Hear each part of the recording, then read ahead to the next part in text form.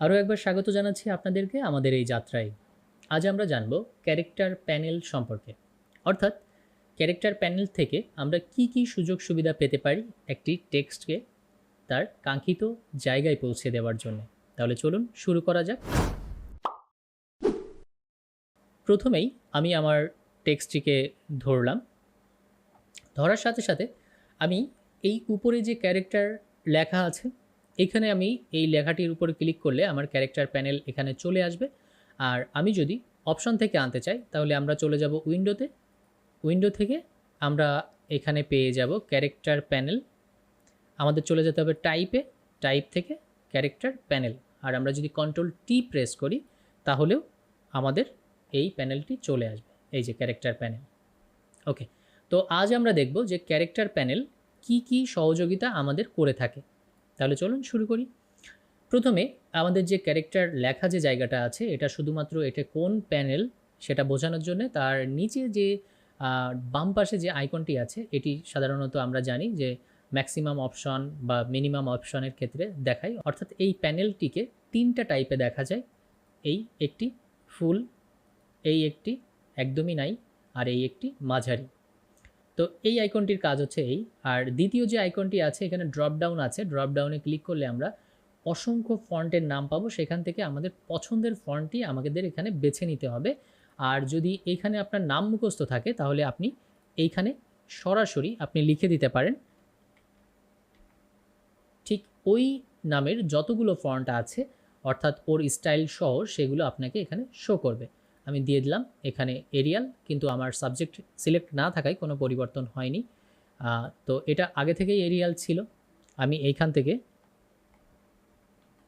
Gothic century দিয়ে দিব। ওকে, পরিবর্তন করলাম। এর নিচের যে অপশানটি রয়েছে এটা হচ্ছে ফন্টের স্টাইল, অর্থাৎ কিভাবে দিবেন আপনি, রেগুলার দিবেন নাকি ইটালিক দিবেন নাকি বোল্ড দিবেন নাকি বোল্ড ইটালিক দুইটাই দিবেন। এটা গেল। আচ্ছা, এবার আমরা একটু সম্পূর্ণ অপশান নিয়ে আসি। ওকে, প্রথম যে অপশানটি রয়েছে এখানে দেখেন একটা ছোটোটি একটা বড়টি, অর্থাৎ ছোট থেকে বড়। তো এখানে হচ্ছে অ্যামাউন্ট, যে আপনি কত বড় করতে চান, আপনার ফন্টের কত বড় রাখবেন এটা। এটা হলো দুইটা লাইনের মধ্যে স্পেস আপনি যদি বাড়ান, অর্থাৎ আপনার যদি এখানে দুইটা লাইন থাকে, আমি একটু জুম আউট করে দিই। এই দেখুন এখানে যদি দুইটা লাইন থাকে তাহলে এখানে অলরেডি 42 আছে। আমি যত কমিয়ে দেব তত এটি কাছাকাছি চলে আসবে 2 নাম্বার অপশানে। ওকে,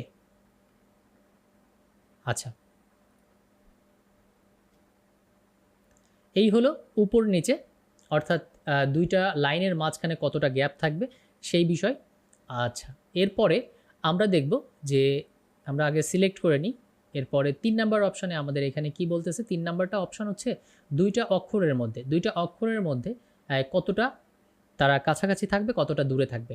আচ্ছা, 4 নাম্বার অপশান কি বলছে? 4 নাম্বার অপশান হচ্ছে যে এই যে জায়গাটা এর মাঝখানের ডিস্টেন্স বাড়াইতে বাড়াইতে আপনার ডান দিকে একদম যতটা আপনার প্রয়োজন তত দূর নিয়ে যাবে। আচ্ছা, এটা হচ্ছে টোটাল, একদম টোটাল যে লেটারটিকে আপনি ধরবেন, অর্থাৎ যতগুলি আছে এখানে টেক্সট বা ফন্ট আছে সবগুলিকেই আস্তে আস্তে সেম অ্যামাউন্টে করে ও বাড়ছে, অর্থাৎ ডানি বায়ে বাড়ছে। আর এর আগের অপশনটা ছিল শুধুমাত্র দুইটা টেক্সটের মধ্যে কিভাবে বাড়বে কিভাবে কমবে। ওকে, আর এটার জন্য একটি শর্টকাট আছে। আপনারা যদি কিবোর্ড থেকে অল্টার প্রেস করে ডান অ্যারোতে ক্লিক করেন তাহলে ঠিক এইভাবে মাঝখানের গ্যাপ বাড়বে, আর বাম অ্যারোতে ক্লিক করলে এটি কমবে। ওকে, এরপরে আছে হচ্ছে শুধুমাত্র একটি টি এবং দুইটি আইকন, অর্থাৎ এই যে লেটারগুলি আছে এগুলো হাইটে কতটা বড় করা যায় বা লম্বা করা যায়। দেখেন এখানে যদি আমি বাড়াই, এই যে হাইটে লম্বা হচ্ছে। আর এটি হলো যে ডানি অথবা বায়ে এইদিকে কতটা আপনি বড় করবেন। দেখুন এই এখানে কিন্তু গ্যাপ বাড়ছে না, এখানে টেক্সটের উইথটাকে বাড়ছে। আচ্ছা, এই ওকে, এই হলো। আচ্ছা, আমাদের সাধারণত একটা টেক্সটের মধ্যে যতগুলি পরিবর্তন করা যায় ততগুলি আমরা দেখলাম। এইবার আমরা দেখি যে এই অপশানটিতে কি করতে পারে। এই অপশানটি আমাদেরকে উপরে উঠাতে পারে এবং নিচে নামাইতে পারে। এটা একটু অন্যভাবে যদি আমরা একটু খেয়াল করি, যে আমি একটাকে ধরলাম, ধরে এখানে ক্লিক করলাম, দেখুন একে জাস্ট উপরে উঠায় নিচ্ছে এই টেক্সট থেকে। অর্থাৎ আপনি যখন স্কোয়ার দিতে যান সেই ক্ষেত্রে আপনার এটাকে কাজে লাগতে পারে। আর আপনি চাইলে এটাকে নামাইতে পারেন ঠিক এভাবে। এটা হচ্ছে রোটেশন, কতটুকু রোটেট করবেন আপনি এই অক্ষরটাকে খেয়াল করে দেখেন। আপনি যদি সবগুলোকে একসাথে ধরে নেন এবং এখান থেকে রোটেট করেন তাহলে আপনি ঠিক এইভাবে এইগুলোকে রোটেট করতে পারবেন।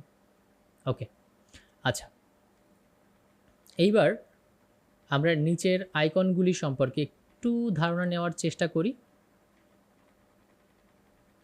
আমি পূর্বের জায়গায় একটু ফিরে যাচ্ছি Ctrl Z দিয়ে।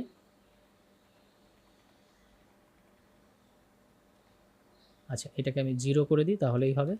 ওকে, আচ্ছা, এইবার খেয়াল করে দেখুন এইখানে অলস ক্যাপ, আমি যদি এটাকে ক্লিক করি সবগুলো বড় হাতের হয়ে যাবে। আচ্ছা, এটাকে যদি আমি ক্লিক করি তাহলে স্মল ক্যাপ হয়ে যাবে। এই যে শুধুমাত্র প্রথমটা বড় হাতের থাকবে, বাকিগুলো ছোট হয়ে যাবে। তারপরে যদি আমি এটা ক্লিক করি, এটা আবার স্কোয়ার, অর্থাৎ আপনি যদি এইখান থেকে ডি এর পাশে ইটাকে ধরেন এবং এটাকে যদি ক্লিক করেন তাহলে ইটা স্কোয়ারে চলে যাবে।